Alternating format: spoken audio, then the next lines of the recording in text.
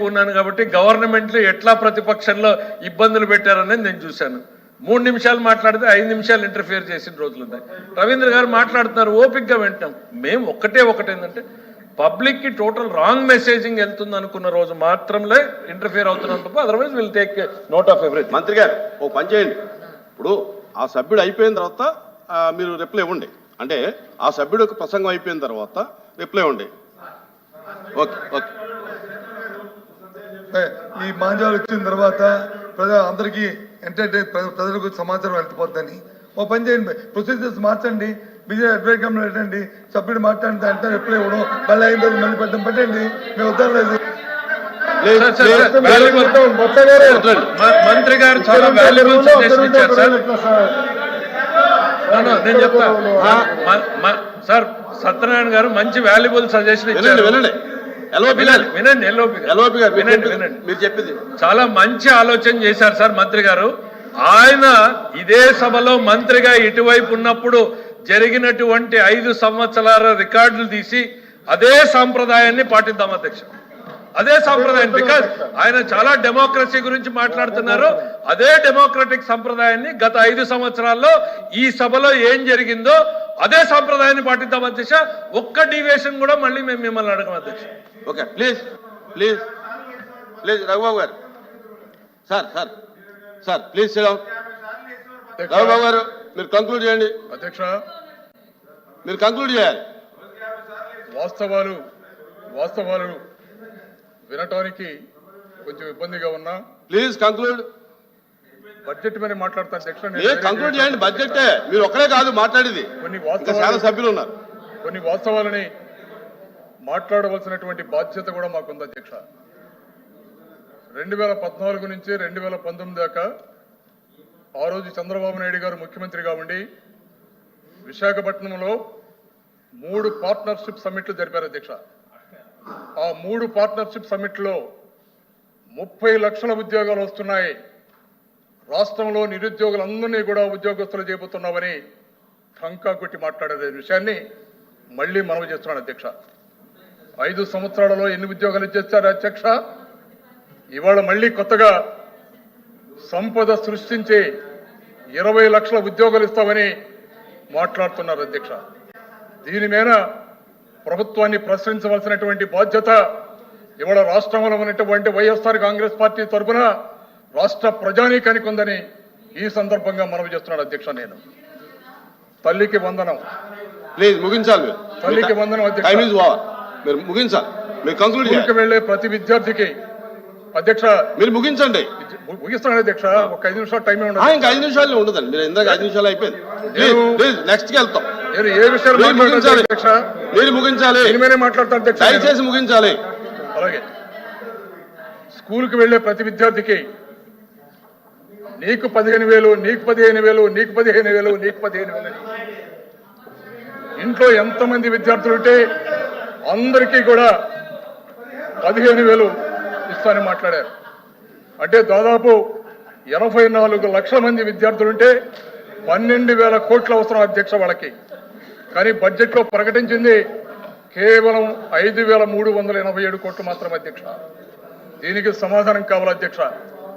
అలాగే ప్రతి రైతుకు ఏడాదికి 20,000 ఆర్థిక సహాయం చేస్తారని మాట్లాడారు. ఈ రోజు రాష్ట్రంలో ఉన్నటువంటి రైతాంగం 53.58 లక్షల మంది. అంటే దాదాపు ఈ రాష్ట్రంలో ఉన్నటువంటి రైతాంగాన్ని మొత్తానికి ఇవ్వాలంటే 10,716 కోట్లు కావాలి అధ్యక్ష. ఇండస్ట్రీస్ అన్ని కూడా బారిపోయినాయి. ప్లీజ్ ప్లీజ్ ముగించండి రవిబాబు గారు. రాష్ట్రంలో ఉన్నటువంటి ప్రతి మహిళకు ఏడాదికి 18,000 రూపాయలు, సుమారు 1,80,00,000 మంది మహిళలు రాష్ట్రంలో ఉన్నారు. 18,000 చొప్పున 32,400 కోట్ల రూపాయలు అవసరం అధ్యక్ష. ముగించండి అధ్యక్ష. ఎన్నికల ముందు చెప్పిన దానికి ఈ బడ్జెట్ లో ప్రవేశపెట్టిన దానికి ఉన్న వ్యత్యాసాన్ని, ఏ విధంగా రాష్ట్రంలో ఉన్నటువంటి ప్రజానీకాన్ని మోసం చేస్తూ ఈ బడ్జెట్ ను ప్రవేశపెట్టి రాష్ట్ర ప్రజానీకం మీద రుద్దబోతున్నారు స్పష్టంగా చెబుతున్నాం అధ్యక్ష. Okay, please please. ఉచిత గ్యాస్ సిలిండర్లు అధ్యక్ష. ప్లీజ్ కూర్చోండి. రాష్ట్రంలో 1,50,00,000 మీ టైం అయింది, కూర్చోండి ప్లీజ్. రఘుబాబు గారు ప్లీజ్ కూర్చోవాలి.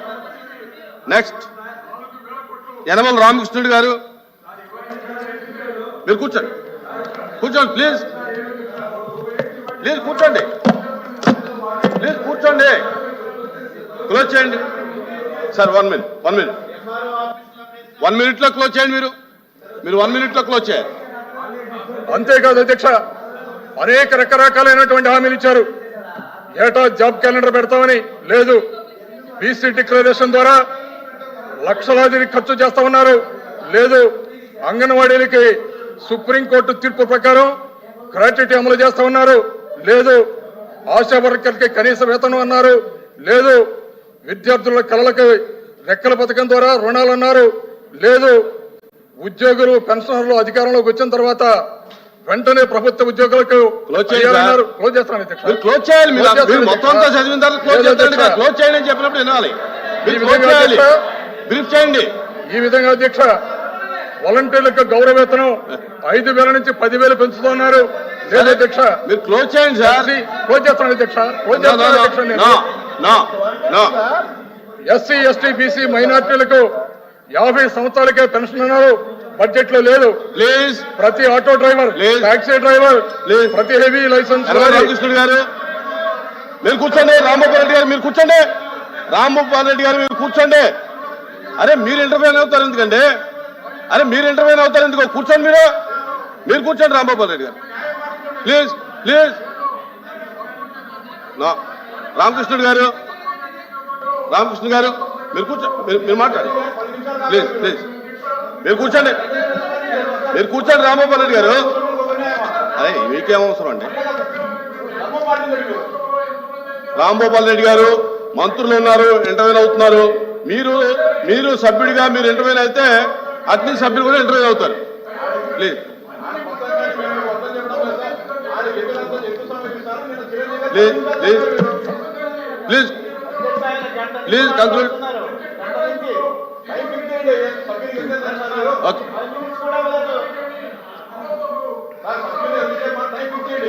ఎల్ఓపి గారు మీరు మాట్లాడమన్నా. దయచేసి సభ్యులు ఇంటర్వ్యూ అవ్వకండి. అధ్యక్ష, ఈ రోజున 2వ రోజు బడ్జెట్ మీద చర్చ జరుగుతున్నటువంటి సందర్భంలో అవకాశం కల్పించినట్టు మీకు నా ధన్యవాదాలు. మెంబర్స్ ఏ విధంగా మాట్లాడినా, అదేవిధంగా హౌస్ ఏ విధంగా స్పందించినప్పుడు కూడా మనకి కొన్ని ఆర్గనైజేషన్స్ ఉన్నాయి. ఆర్గనైజేషన్ కూడా ఇండిపెండెంట్ కాన్స్టిట్యూషనల్ ఆర్గనైజేషన్స్. ఆ ఆర్గనైజేషన్స్ ఇచ్చినటువంటి రిపోర్ట్ కానీ చూసుకుంటే, మొన్నటి వరకు రూలింగ్లో ఉన్నటువంటి మెంబర్స్ అంతా కూడా కొద్ది నిజాలు కూడా వాస్తవాలు కూడా తెలుస్తాయి అధ్యక్ష. నిన్ననే పెట్టారు హౌస్లో ఈ కాగ్ రిపోర్ట్. అప్పుల గురించి గౌరవ సభ్యులు చాలా చెప్పారు. ఈ కాగ్ రిపోర్ట్లో చూసుకుంటే ఏ విధంగా అప్పులు పెరిగాయి అనేటువంటిది మనకు అర్థమవుతుంది అధ్యక్ష. నేను చెప్తాను ఒకటి మీరు సరైన సమయం ఇస్తే అక్కడ పెట్టే మాట్లాడేటప్పుడు తెచ్చి పెడతామండి. ఈ రిపోర్ట్ చెప్తాను అధ్యక్ష. గత 5 సంవత్సరాల ప్రభుత్వంలో సార్ అప్పుల గురించే నిన్న చర్చించారు. వీళ్ళ సాక్షిలో కూడా జగన్మోహన్ రెడ్డి గారు హౌస్లోకి రాకపోయినప్పుడు కూడా సాక్షి వాళ్ళ సొంత మీడియాని పెట్టుకుని మొత్తం అప్పుల గురించి చాలా ఘనంగా చెప్పుకున్నాడు అధ్యక్ష. మా గురించి ఘనంగా చెప్పాడు, ఆయన ఏమి తప్పులు చేయలేదు అన్నట్టుగా చెప్పాడు. ఇది సాక్షి పేపర్. అసలు నేను ఒకటే అడుగుతున్నాను ఈనాటి ప్రతిపక్షాన్ని. కాగ్ ఆడిట్ చేసేటప్పుడు కొన్ని లూప్ హోల్స్ అన్ని పట్టుకున్నప్పుడు మీరు సరి అయినటువంటి ఇన్ఫర్మేషన్ ఇవ్వడం లేదంటే కాగ్ చెప్పినప్పుడు మీరు ఎందుకు సమాధానం చెప్పలేకపోయింది ఆనాటి ప్రభుత్వం అని అడుగుతున్నారు అధ్యక్ష. ఎంచేతంటే కాగ్ అనేటువంటిది వాళ్ళకి అకౌంట్స్ సబ్మిట్ చేస్తే వాళ్ళు ఆడిట్ చేసి మనకు చెప్తారు. నిన్న పెట్టారు ఇక్కడ రిపోర్ట్స్ అన్నీ కూడా. కొన్ని రిపోర్ట్స్లో కాగ్ చాలా స్పష్టంగా చెప్పింది ఆఫ్ బడ్జెట్ బారోయింగ్స్ కూడా దీంట్లో కలపాలని. ఇప్పుడు ఈ నిన్న ఇచ్చినటువంటి కాగ్ రిపోర్ట్లో ఆఫ్ బడ్జెట్ బారోయింగ్స్ కానీ ఏ బారోయింగ్స్ అయినప్పుడు కూడా వాటి మీద కూడా ఇంట్రెస్ట్, ప్రిన్సిపల్ అమౌంట్ రాష్ట్ర ప్రభుత్వమే భరాయించాలంటున్నారు. అంటే రాష్ట్ర ప్రభుత్వం యొక్క interest payment, public debt payment ఎంత అవుతుందో మనకి అర్థమవుతుంది దిశ. ఆ విధంగా ఫైనాన్షియల్గా, ఎకనామికల్గా ఒక గత 5 సంవత్సరాల్లో ఒక క్రైసిస్ వచ్చింది. ఆ క్రైసిస్ నుంచి ఆదుకోవడం అనేటువంటిది గత ప్రభుత్వానికి చేత కాలేదు. ఏం చేతంటే అందుకనే ప్రజలు కూడా సరైన గుణపాఠం చెప్పి ఎక్కడ కూర్చోవాలో అక్కడ కూర్చోబెట్టారు వాళ్ళు. అంచేత ఈరోజు మనం స్టాటిస్టిక్స్ కాదు, మనం చెప్పడం కాదు, మీరు ఒక్క ఫిగర్ చెప్తారు, నేను ఒక ఫిగర్ చెప్తాను. కానీ బుక్స్లో ఉండేటువంటి ప్రభుత్వం, ఆనాడు ప్రభుత్వం ఇచ్చినటువంటి బుక్స్ కానీ, ఆనాడు వేరియస్ రిపోర్ట్స్ కానీ, ఆనాడు ఇచ్చినటువంటి కాగ్ రిపోర్ట్లు కానీ ఎలా చూసినప్పటికీ కూడా మనం చూస్తే అధ్యక్ష, దాదాపు గత ప్రభుత్వంలో మనం చూస్తే 11 కోట్ల నుంచి 14 లక్షల కోట్లు అప్పు చేశారు గవర్నమెంట్ గత 5 సంవత్సరాల్లో. సరే, అప్పు అనేది సహజంగా ప్రతి ప్రభుత్వం చేస్తుంది, కానీ రీజనబుల్గా చేస్తారు వీళ్ళు. ఫిగర్ చెప్తాను ఎల్ఓపి గారు, అప్పు చేసినటువంటి అమౌంట్ దేనికి ఖర్చు పెట్టారు మీరు అనేటువంటిది ఎక్కడా స్పెసిఫిక్గా లేదు. ఎంచేతంటే రెవెన్యూ ఎక్స్పెండిచర్ విపరీతంగా పెరుగుతూ ఉంటే ఆ రెవెన్యూ ఎక్స్పెండిచర్కే అప్పులో ఉన్నటువంటి 51% వెళ్ళిపోతుంది, కొంత అప్పులు తెచ్చడానికి పోతుంది. కేవలం మిగిలేది జస్ట్ సింగిల్ డిజిట్ మిగులుతుంది అప్పులు తెచ్చిన దాంట్లో. ఆ సింగిల్ డిజిట్ తోటి ఇందాక క్యాపెక్స్ గురించి చెప్పారు, క్యాపిటల్ ఎక్స్పెండిచర్ గురించి చెప్పారు ఆ సభ్యులు. క్యాపిటల్ ఎక్స్పెండిచర్కి ఎక్కడ డబ్బు వచ్చిందంటే ఎక్కడా లేదు. భారతదేశంలో ఉండేటువంటి రాష్ట్రాలన్నింటిలో లోయెస్ట్ క్యాపెక్స్ ఏదంటే ఆంధ్రప్రదేశ్ అధ్యక్ష గత 5 సంవత్సరాల్లో. ఇవన్నీ మనం చెప్పే కాదు, government of India RBI reports ఉన్నాయి, గవర్నమెంట్ ఆఫ్ ఇండియా పేపర్స్ ఉన్నాయి, కాగ్ ఉంది, ఇవన్నీ ఉన్నాయి. ఈ విధంగా చూస్తే వీరు చెప్పేది, సభ్యులు చెప్పేది ఒకటి చెప్తున్నారు. అప్పుల్లో చాలా రకాలు ఉంటాయి అధ్యక్ష, ఒకే రకం కాదు అప్పులు. ఎంచేతంటే అప్పులు వివిధ రకాలు మనం చూడవలసినటువంటి అవసరం ఉంటుంది. ఎంచేతంటే వీళ్ళు చెప్పేది బడ్జెటెడ్ ఫిగర్ ఒకటే అప్పులు చెప్తూ ఉంటారు జనరల్గా వీళ్ళు కానీ ఇది కానీ. దాన్నే ఓపెన్ మార్కెట్ బారోయింగ్స్ అంటాం. ఓపెన్ మార్కెట్ బారోయింగ్స్ ఇప్పటికి చూస్తే పర్సెంటేజ్ టు జిఎస్డిపి చూస్తే అధ్యక్ష 2019-20లో 31% ఉంటే ఇప్పుడు 2023-24 నిన్న పెట్టినటువంటి కాగ్ రిపోర్ట్లో 34%. అంటే ఎంత పెరిగింది అధ్యక్ష? 31 నుంచి 34 అంటే 3% అప్పులు పెరిగాయి. 3% జిఎస్డిపిలో 3% అప్పులు పెరిగాయి. అంటే ప్రత్యేకంగా చూస్తే వీళ్ళు ఇచ్చినటువంటి ఫిగరు అంటే బడ్జెట్లో ఇంకా 60,000-70,000 కలుస్తుంది అధ్యక్ష. 4,86,151 కోట్లు అనేటువంటిది 1,00,000 కోట్లు తెలుస్తుంది అధ్యక్ష. ఇంత అమౌంట్ ఇది ఓన్లీ ఓఎంబి అంటే budgeted amount, open market borrowings అంటాం దీన్ని.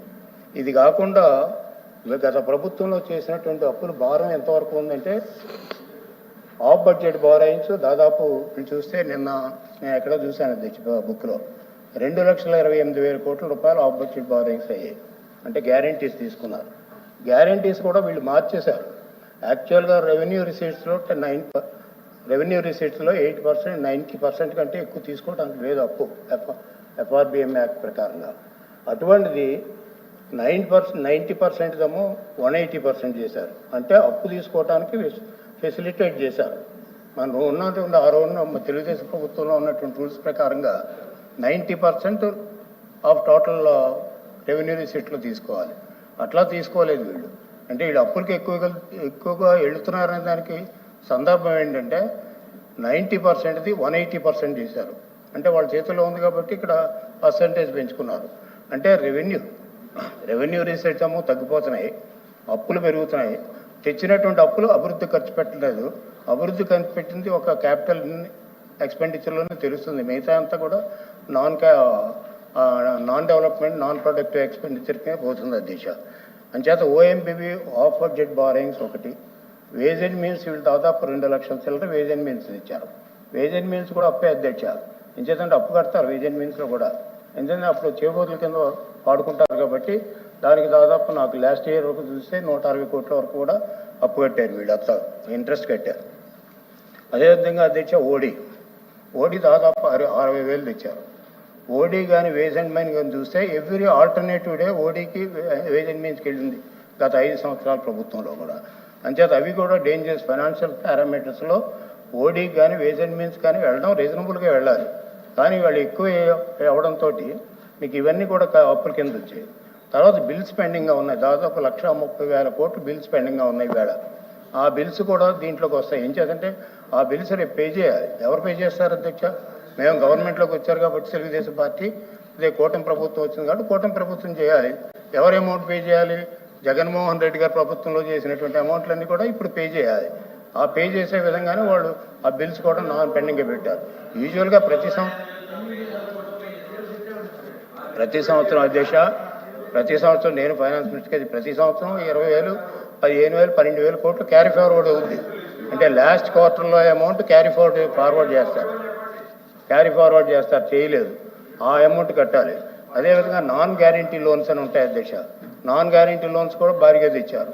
అదేవిధంగా ఇంట్రెస్ట్ ఫ్రీ లోన్స్ ఉంటాయి, ఇంట్రెస్ట్ ఫ్రీ లోన్స్ కూడా తెచ్చారు వీళ్ళు. అదేవిధంగా ఈ విధంగా మొత్తం అంతా చూసుకుంటే ఇంట్రెస్ట్ ఫ్రీ లోన్ కానీ మొత్తం ఈ 5-6 కేటగిరీస్లు తీసుకుంటే అధ్యక్ష, నా లెక్క ప్రకారంగా అదేవిధంగా సిఏజీ వాళ్ళు కానీ మిగతా వాళ్ళు కానీ ఏం చేద్దంటే సిఏజీకి వీళ్ళు ఇవ్వలేదు, అడిగారు details. Off budget borrowing details ఇమ్మంటే 2 times సిఏజీ అడిగింది. అంటే కాన్స్టిట్యూషనల్ బాడీ అడిగితే కూడా వీళ్ళు ఇవ్వలేదు. ఇవ్వకపోవడం ఎందుకంటే ఎందుకు దాచిపెట్టాలి అధ్యక్ష? ప్రతి ఒక్క పైసా పబ్లిక్ ఎక్స్పెండిచరు ఆడిట్ చేయించవలసినటువంటి బాధ్యత ప్రభుత్వం మీద ఉంటుంది, ఆడిట్ చేసేటువంటి బాధ్యత వాళ్ళకు ఉంటుంది. ఆడిట్ అయిన తర్వాత మనకి మళ్ళీ మన హౌస్లో పెట్టేటువంటి బాధ్యత కూడా ఉంటుంది అధ్యక్ష. అవి మనం చూసుకున్న తర్వాత ప్రభుత్వాలు రెక్టిఫై చేస్తారు. ఆ రెక్టిఫై చేయడానికి కూడా అవకాశాలు ఇవ్వలేదు అధ్యక్ష. ఇంకొకటి చూస్తే పిఎస్సి కమిటీ వేశారు. ఎప్పుడైనా పిఎస్సి 5 సంవత్సరాలు కూర్చోవడానికి అవకాశం ఇచ్చారు మీరు? నేను స్ట్రైట్గా అడుగుతున్నాను అధ్యక్ష. ఈయనే చైర్మన్, ఇప్పుడు ఫైనాన్స్ మినిస్టర్ గారే ఆయన చైర్మన్ పిఎస్సి. అదే మీటింగ్ పిలిస్తే రారు. దీనివల్ల ఏమవుతుందంటే అధ్యక్ష, ఎక్స్ట్రా ఎక్స్పెండిచర్ ఏదైతే ఉందో బడ్జెట్ ఎక్స్పెండిచర్ ఎక్స్ట్రా ఎక్స్పెండిచర్ ఏదైతే ఉందో ఆ రెగ్యులరైజ్ చేయాలంటే పిఎస్సి కూర్చోవాలి. ఆ రెగ్యులర్ చేయకుండా ఈనాడు దాదాపు 1,000 కోట్లు, లక్షల కోట్లు రెగ్యులర్ చేయకుండా ఈనాడు ఉన్నాయి. ఆ రెగ్యులరైజ్ చేయించుకునేటువంటి పద్ధతి కూడా ఈ రాష్ట్ర ప్రభుత్వం అమలు జరపలేదు అనేది చాలా స్పష్టంగా అవుతుంది. ఎందుకంటే మొత్తం అసెంబ్లీ సంఘాలను కూడా డిఫామ్ చేసి పడేశారు కదా 5 సంవత్సరాల్లో. దానివల్ల మనకి నష్టం ఏం జరిగిందంటే ఫ్యాక్చువల్ పొజిషన్ బయటికి రావడానికి వీళ్ళు ఒప్పుకోలేదు. ఇంకేదంటే ఫ్యాక్చువల్ పొజిషన్ బయటకు వస్తే రికార్డెడ్ ఇన్ఫర్మేషన్ బయటకు వస్తే వీళ్ళ భాగోతం బయటపడుతుంది అనేటువంటి ఉద్దేశాలు. అదేవిధంగా ఈసారి లోన్ చూస్తే మొత్తం ఇన్ని వేల కోట్ల రూపాయలు, ఇన్ని లక్షల కోట్ల రూపాయలు అప్పు చేసిన తర్వాత క్యాపిటల్ ఎక్స్పెండిచర్ ఎంత ఖర్చు పెట్టారంటే క్యాపిటల్ ఎక్స్పెండిచర్లో 2 రకాలు ఉంటాయండి, చాలా మందికి తెలియకపోవచ్చు. ఒకటి క్యాపిటల్ అవుట్లే ఉంటుంది, ఆ అవుట్లే కరెక్ట్గా వెళ్తుంది ఎక్స్పెండిచర్ అంటే ఇన్ఫ్రాస్ట్రక్చర్కి వెళ్తుంది. అలా కాకుండా క్యాపిటల్ ఎక్స్పెండిచర్ అని ఉంటుంది హెడ్డింగ్, కానీ దాంట్లో కొంత శాలరీస్కి పోతుంది. అంచేత క్యాపిటల్ అవుట్లే ఎంత ఉందో అది చూస్తే సింగిల్ డిజిట్లో ఖర్చు పెట్టారు వీళ్ళు 5 సంవత్సరాల్లో కూడా క్యాపిటల్ ఎక్స్పెండిచర్. అంటే ప్రొడక్టివ్ ఎక్స్పెండిచర్ లేదు ఈ ప్రభుత్వం హయాంలో ఉంది. అందుకని సరే రోడ్డు గుంతలు కూడా కప్పెట్టలేకపోయినటువంటి పరిస్థితి వచ్చింది. అంచేత ఏంటంటే పైసా కూడా ఖర్చు పెట్టలేనటువంటి పరిస్థితిలో ఉండి అప్పులు పాలైపోయినటువంటి ప్రభుత్వం. ఎంచేదంటే ముందే అప్పుల గురించి చెప్తాను అధ్యక్ష. మొదట్లో వీళ్ళు చేసినటువంటి అప్పులు ఏ విధంగా ఉన్నాయో చూద్దాం, ఆ గ్రోత్ ఎలా ఉందో చూద్దాం అండి.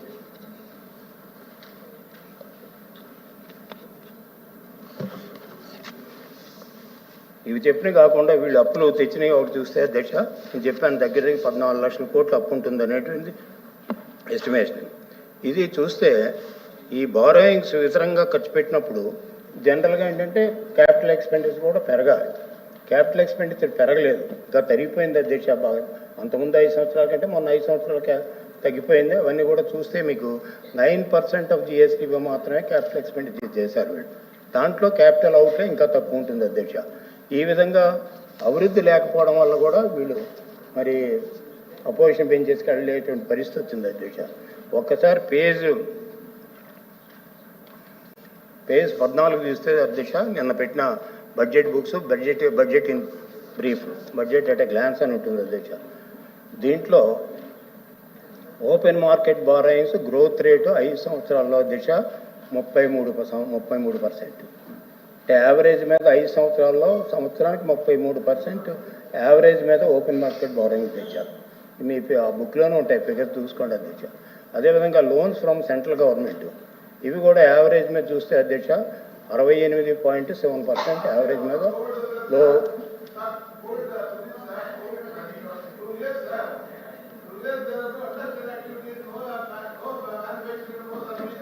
ఓకే ఓకే మాట్లాడమని చెప్తా.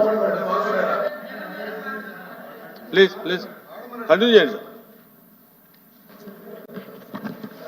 దశ ఇంటర్ఫీరెన్స్ అనేది సహజంగా జరుగుతూ ఉంటాయి. ఒకసారి కావాలంటే సభ్యులు ఏమైనా చెప్తే నేను సమాధానం చెప్తాను. Sir thank you sir. అంటే మన లాస్ట్ టైం గవర్నమెంట్ ఫామ్ అయింది సార్ 2019 నుంచి. 2019 డిసెంబర్కే COVID-19 అని వచ్చేసింది, డిక్లేర్ చేశారు. 2020 వచ్చినప్పటికి చాలా సివియర్ అయింది. 21 వచ్చినప్పటికి సెకండ్ ఫేజ్ వచ్చేసింది. సెకండ్ ఫేజ్లో సార్ ఆక్సిజన్ తప్ప మనకి ఏ కమోడిటీ తెలియదు. బస్సులు లేవు, రైళ్లు లేవు, ఫ్లైట్లు లేవు, షిప్పులు లేవు, మ్యానుఫ్యాక్చరింగ్ లేదు, సర్వీస్ సెక్టర్ లేదు, మొత్తం zero sir. Paralyse. Not only state sir, not only state, మొత్తం కంట్రీ సార్. సార్ సార్ చెప్పాను నేను సార్, చెప్పమ్మా చెప్పేది వినమ్మా, నువ్వు చెప్పేది విను కొద్దిగా. మేడం మేడం ప్లీజ్ చెప్పేది వినమ్మా ప్లీజ్. చెప్పండి రవీంద్ర గారు. అమ్మా కోవిడ్ విషయంలో బాబు, కోవిడ్ లో నో కాంట్రవర్సీ. రవీంద్ర గారు ఇటు చెప్పండి. కోవిడ్ వల్ల చచ్చిపోయారు చాలా మంది. రవీంద్ర గారు చేరికి చెప్పండి. ఆవిడ మేడం గారికి చెప్పండి సార్. సార్ కోవిడ్ లో చచ్చిపోయారు సార్ జనాలు, లక్షల మంది. రామకృష్ణుడు గారికి చెప్తున్నారు, చెప్పండి.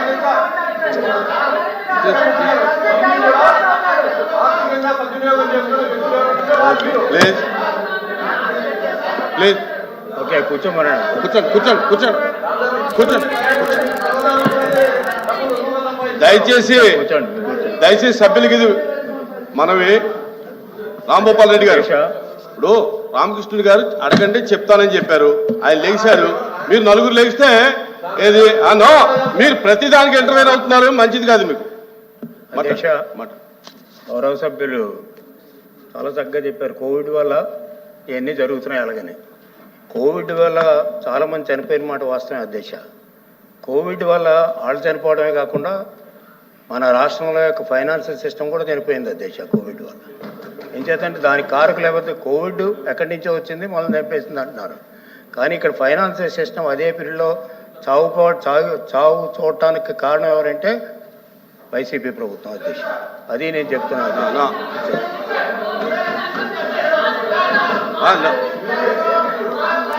ప్లీజ్ ప్లీజ్ అధ్యక్ష. Madam please.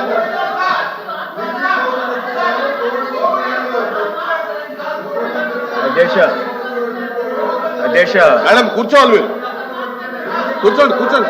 రవీంద్ర గారు కూర్చోండి. అధ్యక్ష కూర్చోండి అధ్యక్ష తర్వాత మాట్లాడమన్నాడు. కూర్చోండి రవీంద్ర గారు కూర్చోండి ప్లీజ్. అధ్యక్ష అధ్యక్ష ఒకసారి ఇంటర్ఫియరెన్స్ అంటే నాకేం అభ్యంతరం లేదు. 24 గంటలు ఆపటానికి చూస్తే మాత్రం కొద్దిగా ఇబ్బంది వస్తుంది అధ్యక్ష. అదేవిధంగా లోన్స్ ఫ్రమ్ సెంట్రల్ గవర్నమెంట్ చూస్తే అధ్యక్ష సంవత్సరానికి 65.7% పెరిగింది అధ్యక్ష. అదేవిధంగా లోన్స్ ఫ్రమ్ అదర్ ఇన్స్టిట్యూషన్స్ సంవత్సరానికి 7% యావరేజ్ మీద పెరిగింది అధ్యక్ష 5 సంవత్సరాల్లో. ఇవన్నీ కూడా 5 సంవత్సరాల ఫిగర్స్ గత ప్రభుత్వం అనే దేశ.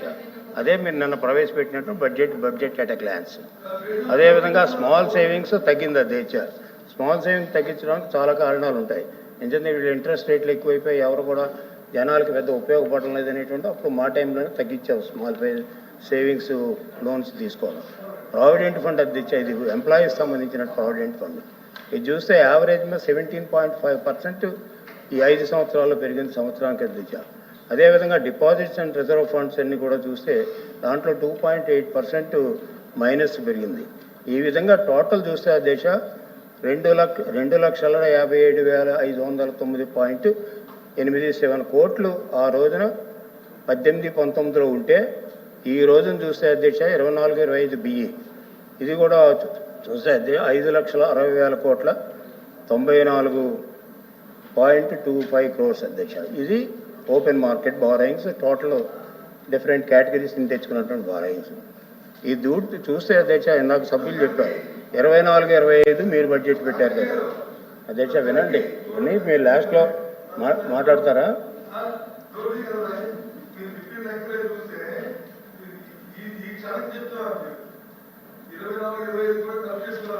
చెప్తున్నా 24-25 గురించి వస్తున్నాను, కూర్చోండి చెప్తాను. 25 గౌరవ సభ్యులు చెప్పాలి ఎల్లవైపుగా 24-25 నుంచి చెప్తా ఉన్నారు. 24-25 ఫస్ట్ ఓట్ అనే అకౌంట్ తీసుకుంటే అధ్యక్ష ఇదే ఫిగర్ ఉంటుంది దాంట్లో. అదే సెకండ్ ఓట్ అనే అకౌంట్ ఈ ప్రభుత్వం చేసిన ఫిగర్ కూడా ఇంచుమించు ఇదే ఉంటుంది. కానీ ఇప్పుడు బడ్జెట్లో పెట్టిన 2.97 crores ఎక్స్ట్రా పెట్టారు. అంటే ఎంత అధ్యక్ష? ఒక 8,000 కోట్లు మాత్రం ఎక్స్ట్రా పెట్టారు ఈ ప్రభుత్వం వచ్చిన తర్వాత. ఏం చేద్దండి అంటే దాని shows that total budget is reflecting the Jagan government.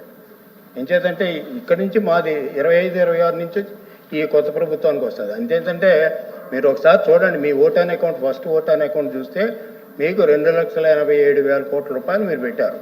ఇప్పుడు ఈ బడ్జెట్లో చూస్తే 2,97,000 కోట్లు పెట్టారు. అంటే ఎంత వస్తుంది? పెద్ద 10,000 తక్కువే డిఫరెన్స్ వస్తుంది అధ్యక్ష. ఆ డిఫరెన్స్ తోటి మీరు చూస్తున్నారు. అంచేత మీకు నేను చెప్పినవన్నీ కూడా మీ ప్రభుత్వం లెక్కలే. ఒకసారి చూడండి అధ్యక్ష, పర్సంటేజ్ టు జిఎస్టిపి దీంట్లో ఇచ్చిందంటే ఎంత దారుణంగా పెరిగిందో. ఆ రోజున 18-19లో 28.01 ఉంటే ఈనాడు 34.14% పెరిగింది. అంటే ఆల్మోస్ట్ విపరీతమైనటువంటి పెరిగింది. ఎంచేతంటే ఎఫ్ఆర్బిఎం యాక్ట్ 2 సార్లు అమెండ్ చేశారు. ఫస్ట్ ఎఫ్ఆర్బిఎం యాక్ట్ వస్తే దాంట్లో పారామీటర్స్ ఉంటాయి, దాని ప్రకారంగా అది ఓవర్కమ్ అయ్యారు. ఏంటంటే అవన్నీ కూడా ప్రక్కన పెట్టేసి వీళ్ళు సపరంగా ఇది చేశారు. తర్వాత దాన్ని ఓవర్కమ్ అవడానికి రెండోసారి ఎఫ్ఆర్బిఎం యాక్ట్ అమెండ్ చేశారు. అమెండ్ చేసిన తర్వాత కూడా వీళ్ళ చూస్తే పర్సంటేజ్ జిఎస్టిపి లైబిలిటీస్ చూస్తే 34%కి వచ్చింది అధ్యక్ష. ఇంచుమించు ఒరిజినల్గా అయితే 28% ఉండాలి, వీళ్ళు 34%కి వెళ్ళిపోయారంటే ఎంత పర్సంటేజ్ లోన్స్ ఎంత తెచ్చారు, ఎంత విపరీతంగా వచ్చింది పబ్లిక్ డెట్ అనేటువంటి అర్థమవుతుంది. ఇది నేను దీనికి ఓఎంబీఏ చెప్తాను, open market borrowing. Open market borrowings కాకుండా ఇంకా 5-6 ఐటమ్స్లో తెచ్చారు. ఇప్పటికీ సమాధానం చెప్పడం లేదు అధ్యక్ష. ఆఫ్ బడ్జెట్ బారోయింగ్స్ ఎంత తెచ్చారో చెప్పండి మీరు సమాధానం. ఇప్పటికీ కూడా చెప్పడం లేదు. ఇప్పటికీ కూడా సిఏజీకి వీళ్ళు ఇవ్వడం లేదు. సిఏజీకి ఇవ్వకపోతే వాళ్ళు రిఫ్లెక్ట్ కావడం లేదు. ఎందుకు ఇవ్వలేకపోయారు మీరు? 2 ప్రశ్నలు అడుగుతాంలో ఎల్ఓపి గారు. ఒకటి మీరు ఆఫ్ బడ్జెట్ బారోయింగ్స్ ఓబీబీ అంటాం. ఓపెన్ మార్కెట్ బారోయింగ్స్ మీరు ఎంత తెచ్చారు, కార్పొరేషన్ నుంచి ఎంత తెచ్చారు, అదేవిధంగా కార్పొరేషన్ భారం ఎంత పడుతుంది, కార్పొరేషన్ అకౌంట్లు కూడా సిఏజీ వాళ్ళు చాలా కేటగారికల్గా చెప్పారు అధ్యక్ష. ఏదైతే ఓపెన్ మార్కెట్ బారోయింగ్స్ ఉన్నారో అవి కూడా మెయిన్ ఓఎంబీలో కలపాలి. అదేవిధంగా ఇంట్రెస్ట్ అంతా కూడా ప్రిన్సిపల్ అమౌంట్ కానీ గవర్నమెంట్ భరాయిస్తుంది. ఆ గవర్నమెంట్ భరాయించేది అవుతుంది. యాక్చువల్గా అయితే కార్పొరేషన్ లోన్ తెచ్చుకుని వాళ్ళు ఇన్వెస్ట్మెంట్ చేసుకుని వాళ్ళు ఏం చేస్తారంటే వాళ్ళు బిజినెస్ని పెంచుకోవాలి అధ్యక్ష. అంతేగాని గవర్నమెంట్కి సంబంధం లేదు. ఎక్సైజ్లో మా కేశవ్ గారు లాస్ట్ టైం చెప్పారు, ఎక్సైజ్లో ఒక బ్యాంక్ అకౌంట్ నుంచి డైరెక్ట్గా పే చేసేటువంటి అవకాశం కూడా కల్పించుకున్నారు. ఇవన్నీ కూడా ఫైనాన్షియల్ పారామీటర్స్కి వ్యతిరేకంగా వీళ్ళు చేసినట్లు. అందుకనే మొత్తం జగన్ గవర్నమెంట్లో కొలాప్స్ అయింది అధ్యక్ష. ఫైనాన్షియల్ సిస్టమ్ అంతా కొలాప్స్ అయింది. దాని నుంచి తేరుకోవాలి. దాని నుంచి తేరుకుంటే తప్పు చేయరు. డెఫిసిట్లు చూపిస్తాను అధ్యక్ష. మీకు చూస్తే ఎట్లా ఉన్నాయి, ఎంత దారుణంగా డెఫిసిట్లు ఉన్నాయి. అంటే ఫిస్కల్ కన్సాలిడేషన్ మీద ఆర్గనైజ్ చేయకపోతే వీళ్ళు మొత్తం పర్మనెంట్గా మూలిపోయినటువంటి ప్రభుత్వం పర్మనెంట్గా మూలిపోతుంది. ఎందుకంటే డెట్ ఫ్రీడమ్ స్టేట్గా తయారు చేశారు. అదేవిధంగా డెట్ ట్రాప్లో పడేటట్టుగా తయారు చేశారు. ఈనాడు ఇంచుమించు debt repayment plus interest payment కలిపితే ఇంచుమించు క్యాపిటల్ ఎక్స్పెండిచర్ కూడా అంతలేదు అధ్యక్ష.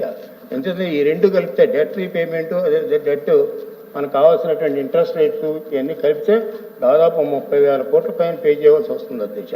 మామూలు ఓవరాల్గా చూస్తే 50,000 కోట్ల దగ్గర సంవత్సరానికి ఇంట్రెస్ట్ మీద వీటి మీద పే చేయవలసి వస్తుంది. కానీ మన క్యాపిటల్ ఎక్స్పెండిచర్ ఖర్చు పెట్టేది ఈవెన్ సింగిల్ డిజిట్, దాదాపు యావరేజ్ మీద 12,000 కోట్లు ఖర్చు పెడుతున్నారు. అంటే మీకు ఇక్కడ చూస్తే అప్పు పెరిగింది, అన్ప్రొడక్టివ్ ఎక్స్పెండిచర్ పెరిగింది. ఇక్కడ క్యాపిటల్ ఎక్స్పెండిచర్ మాత్రం ప్రొడక్టివ్ ఎక్స్పెండిచర్ మాత్రం తగ్గుతూ వచ్చింది అధ్యక్ష. రెవెన్యూ ఎక్స్పెండిచర్ పెరుగుద్ది. అంచేత ఏంటంటే డెఫిసిట్లు విపరీతంగా అయిపోయాయి అధ్యక్ష. చూస్తే ఈ పేపర్లో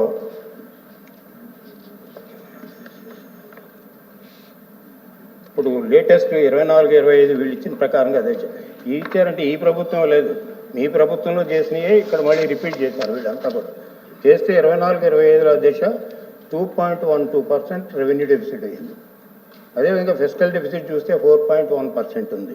అదేవిధంగా ప్రైమరీ డెఫిసిట్ చూస్తే దాదాపు మనం చూస్తే అది ప్రైమరీ డెఫిసిట్ 2.0% ఉందండి. అంటే ప్రైమరీ డెఫిసిట్ పెరుగుతూ ఉందంటే ఇంట్రెస్ట్ పేమెంట్స్ పెరుగుతున్నాయి అనేటువంటి చాలా క్లియర్ ఇండికేషన్ అది దేశ. అంచేత ఇంట్రెస్ట్ పేమెంట్స్ పెరుగుతుంది. ఇంట్రెస్ట్ ప్రిన్సిపల్ అమౌంట్ పే చేసి